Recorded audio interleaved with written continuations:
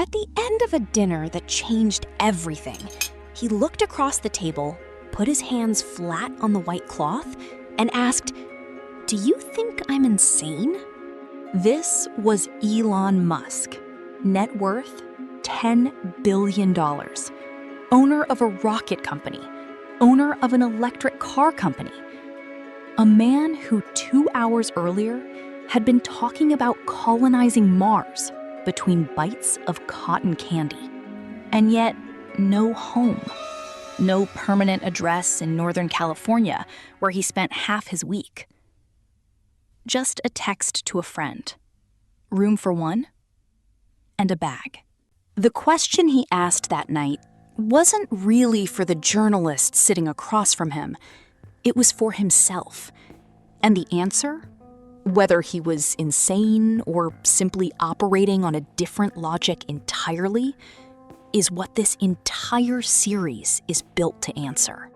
Before we get to the answer, you need to understand 3 things, not the headlines, the mechanics underneath them. First, by the end of this video, you will understand exactly how a man worth $10 billion ends up texting a friend, "room for one?" at 11 at night, and what that single habit reveals about every company he has ever built.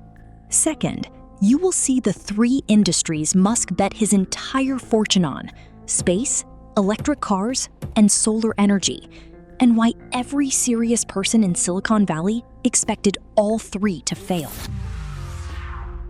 Third, you will understand the one logic, not genius, not luck, the one driving logic that connects the Mars posters on his office wall to the nights he crashes on a friend's couch.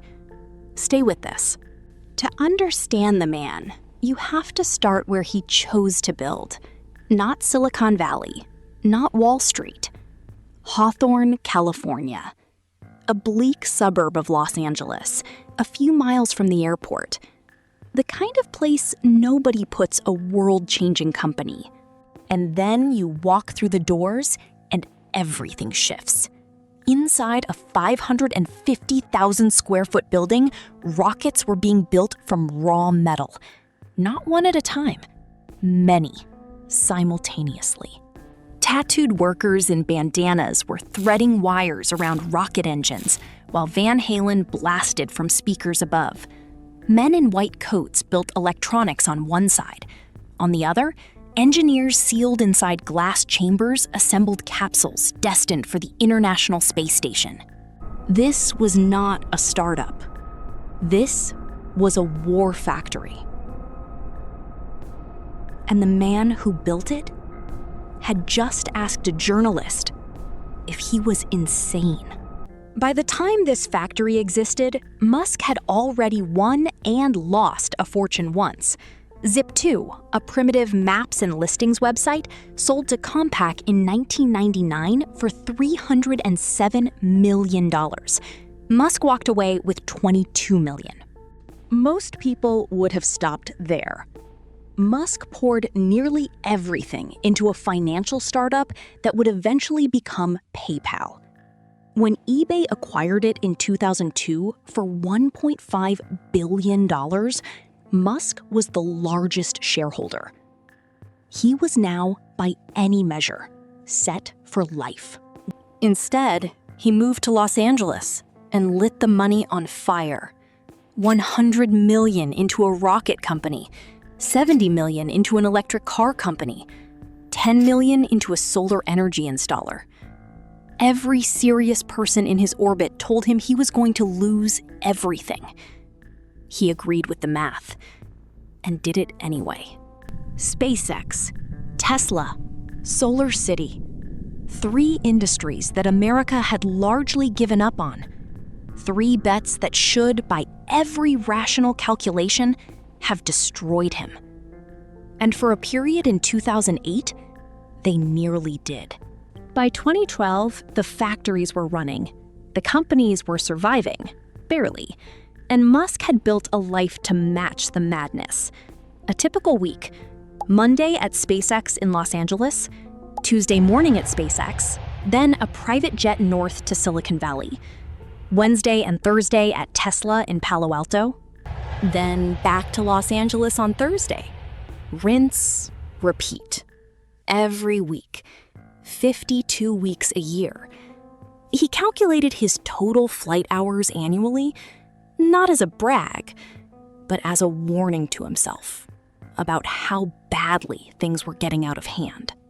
1 week, documented, looked like this. Camping trip at Crater Lake with his 5 boys and their nannies, fly back Sunday. Depart Sunday evening for New York. Morning talk shows Monday, meetings. Fly back to Los Angeles Tuesday, work at SpaceX. Fly to San Jose Tuesday afternoon. Fly to Washington that night. Meet the president. Fly home Wednesday. Back to SpaceX Thursday. In the middle of this, he had just split from his second wife. He calculated, out loud, how much time a relationship would require. His estimate? 10 hours a week. Minimum. He wasn't sure he could afford it. And here is where the paradox locks in. This man, worth $10 billion, did not own a home in Northern California. Not a studio apartment, not a rental, nothing. When the work week pulled him north, his assistant would send a single email. Room for one? If a friend replied yes, Musk showed up late at night with a bag. Guest room when available, couch when not. This was not poverty. This was a deliberate collapse of anything in his life that didn't serve the mission. A home in Northern California meant roots. Roots meant permanence. Permanence meant settling. And Musk had made a choice, probably years before this moment, that settling was not available to him. The man who wanted to put humans on Mars could not tell you which couch he'd be sleeping on Thursday night. Inside SpaceX headquarters, 2 posters hang on the wall leading to his cubicle. The poster on the left, Mars as it is, cold, barren, red. The poster on the right, Mars transformed, green landmass, blue ocean, heated to sustain human life. This was not decoration. This was the answer to his question at the dinner table. Musk's stated purpose, in his own words, was to die knowing that humanity had a future. Not a comfortable future, a multi-planetary one, a self-sustaining civilization on another world, capable of surviving whatever catastrophe might end life here. Everything else, the rockets, the cars, the solar panels, the sleepless schedules, the couch in a stranger's guest room, all of it was tributary. All of it fed the same river. The man with no home was building a home for the entire species.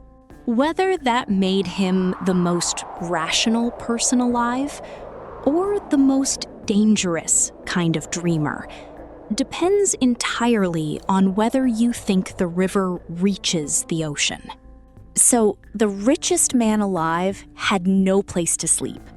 Not because he couldn't afford one, because he had already decided, sometime before anyone was watching, that the square footage of his own life was less important than the square footage of what he was trying to build. That decision didn't come from nowhere. It was shaped years earlier, by a childhood in South Africa that his own second wife described as miserable, by losses that nearly ended everything, by a year, 2008, when every single company he had built was simultaneously close to failure. Before you go, one question. Drop it in the comments. The 2 Mars posters, one dead, one alive, which version do you think we'll actually see in our lifetime? Next chapter. Before the rockets, before the billions, there was a boy in apartheid South Africa who had no friends, got beaten bloody at school, and still believed he was going to save the world. Subscribe so you don't miss it. If this was worth your time, like and subscribe. Next chapter's darker.